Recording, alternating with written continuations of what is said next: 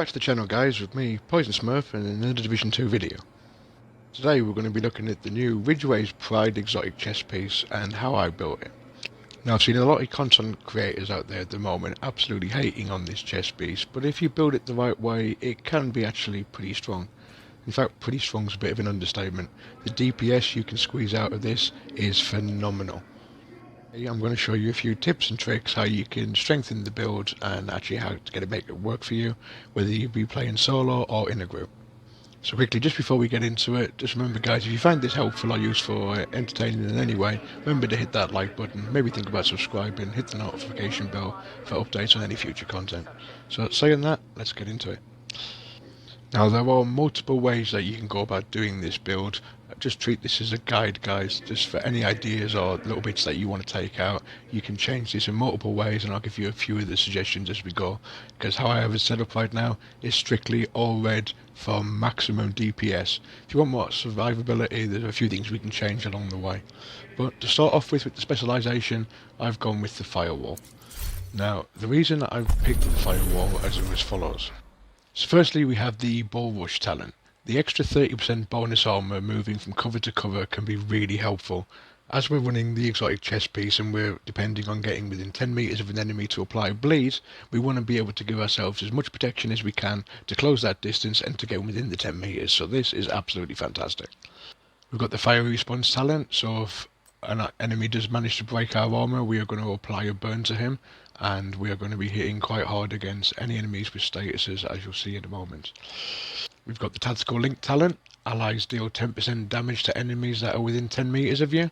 Now, bearing in mind, once again, we're trying to get all the enemies as close to us as we can to proc the exotic chest perks, then that's going to be helpful for all of our team, allowing them to do 10% damage to everybody. Of course, we've got the Striker's Shield, which in my opinion is the strongest shield in the game. Also gives us a 10% damage bonus for every enemy stood in front of us. So once again, we're just stacking them bonuses, guys. We also have the Matrix Mesh healing kit. The armor kit recovers 200% armor and 200% health over 10 seconds, once again adding to our survivability. No explanation for the next one, 30% health on kill. We've got an extra 20% burn duration with the specialization, where we can just pull the flamethrower out and set fire to targets. Burn's going to last for longer, and once again it's going to be tapping into the extra damage we're going to be doing to status affected targets. Plus, if we set fire to any NPCs when our armor breaks, this will obviously increase the duration of that burn also. Killing an enemy adds 3 to the special ammo bar. Now, bearing in mind we're going to be within 10 meters again for the chess piece, so we're going to be getting unlimited special ammo on a regular basis. Killing an enemy within 10 meters also adds to our group specialization ammo, so once again you'll be adding to the team left, right and center. We just have to remember to make sure that we have assault rifle, not assault rifle damage, SMG damage and shotgun damage both unlocked on here also. Move on to having a quick look at the weapons. So we'll start off with the pistol. I'm using the Card 45 with the Perpetuation talent. Now, the reason I'm going for this, guys, when you first go into an encounter with the NPCs, if you simply pull out your pistol and land a single headshot first, as you can read by the talent, headshots grant 50% status effect damage and duration to the next status effect that you apply. So, as we're aware, on the chest we're trying to proc bleed to as many enemies as we can to get the armor regen bonus. If we land a single headshot with this pistol first, that will double the length of time we now have to apply them statuses and to get the extra armor. Trust me when I tell you guys, this makes life so much easier. So moving on to our secondary weapon, we've gone for the Mop. That's the new named shotgun, just released the other day on Title Update 11. As you can see, we've got total damage of 1.1 million, shotgun damage, damage to armor, and armor on kill. We're running the Preservation talent. Killing an enemy repairs 10% armor over 5 seconds. Headshot kills improve the repair by an additional 10%. So I tend to use this, guys, just to pull out at the last moment, finish off the NPC and just to get that little armor on bonus kill. So our primary weapon, and it's the Chatterbox. As you can see on the base stats, we're running at 102.6k total damage, 700 RPM with 60 in the mag. Now, the reason I've chose this SMG purely is the size of the magazine. It's pretty much double anything else. But also, when we actually look down to the talent, it's crazy. When you reload, rate of fire is increased by 20% for each enemy within 15 meters of you for the duration of that magazine. Stacks up to 5 times. So if you time your reloads right, guys, and can get like 4 or 5 people in front of you, you can get anything from like 80 to 100% increased rate of fire. I mean, now bearing in mind we're already running at 700, if you could stack all 5, you could get this baby up to 1400 RPM. And with the damage per second that we're going to be out, I mean, it's scary. And here's the best bit, kills refill 50% of your magazine. So obviously once you reload a new weapon, you have downtime from your damage. With this, you're hardly ever going to have to reload. You will have to occasionally, but not very often. As we'll show you in a minute, you can go through enemy after enemy without having to even think about it. So quickly just jumping right down to the bottom, and we'll take a quick look at the skills. Like I said earlier, we're going to be running the Striker Shield, obviously allowing us to get that extra 10% damage to enemies when they're in front of us, which stacks. So if we have 5 in front of us, guys, that's going to be 50% extra, which is just huge. And as our secondary skill, we're simply going to be running the EMP pulse.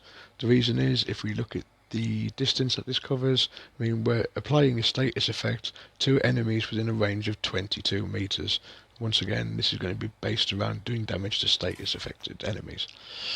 So looking at the build now, as you can see, we've gone 4 pieces Hunter Fury with the new exotic chest piece and the Eclipse protocol bag, which may seem like a strange choice, but we'll get to that in a moment and we'll explain all.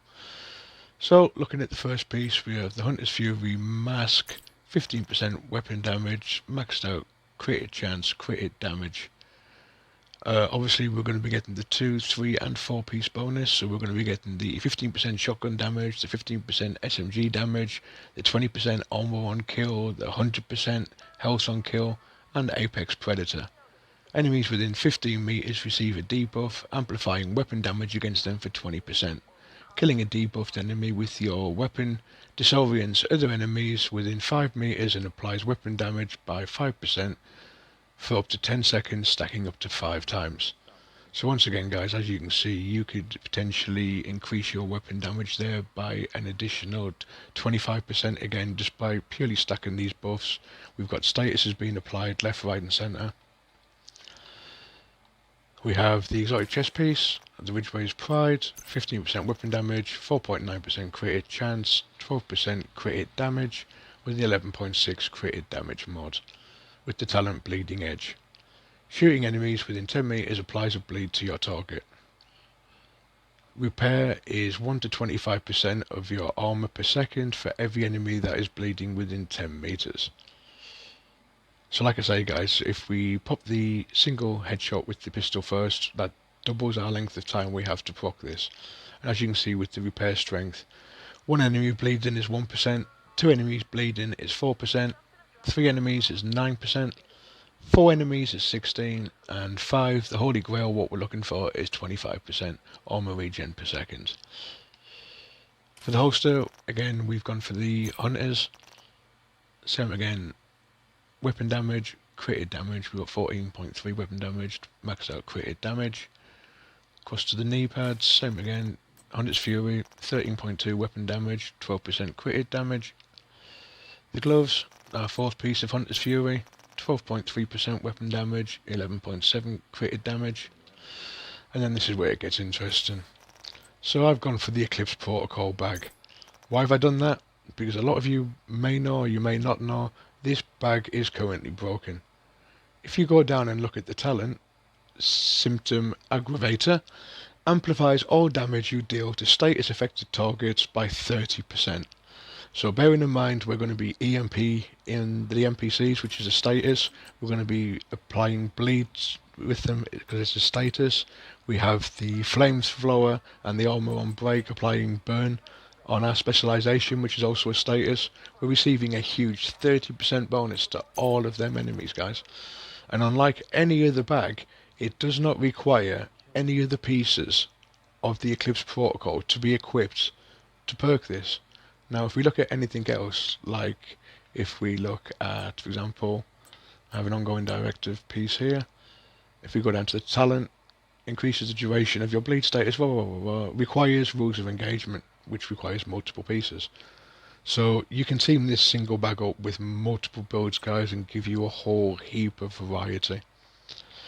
Also, if you don't like that option, we can always swap that out, and I would suggest maybe go for the Sokolov bag. That would give you an additional 10% SMG damage from the Sokolov one piece bonus, and then I would seriously consider rolling Creeping Death.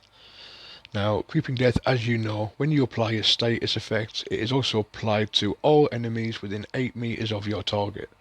So effectively, guys, you could just run in, apply a bleed with your Ridgeways chest to one single enemy, and then Creeping Death would take over, hopefully spreading it and getting our 5 for our armor regen. So like I was explaining earlier, this is my setup when I run a pure red all DPS. If you're finding it hard with survivability, I appreciate that. It can be quite difficult sometimes to obviously get as many enemies as you need bleeding to proc maximum armor regen. You could always maybe think of maybe Bloodsucker.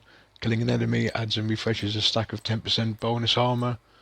What else could you do? You could do Vigilance. Increase total weapon damage by 25%. Taking damage disables that, but if we're running in with an EMP pulse or with the shield up, that's quite a big buff. One of my favourites, you could always run Versatile. That amplifies total weapon damage for 10 seconds by swapping in between your primary and secondary weapon. And if you look down this list, as you can see, 35% to enemies within 15 meters for swapping in between your shotgun and your SMG. Now, as this is a shotgun SMG build, you could swap between them two and be getting a huge buff. Also, you could go run Adrenaline Rush. That would give you the extra 30% bonus armor if you were to run Perfect Adrenaline Rush on the Matador bag, for example, allowing it a lot easier to get up close and personal. You could run Opportunistic. You could always land one shot with the shotgun and then switch to your SMG to increase damage. You could run Wicked or Perfectly Wicked, amplifying the status effect. Increases total weapon damage by 18% for 20 seconds.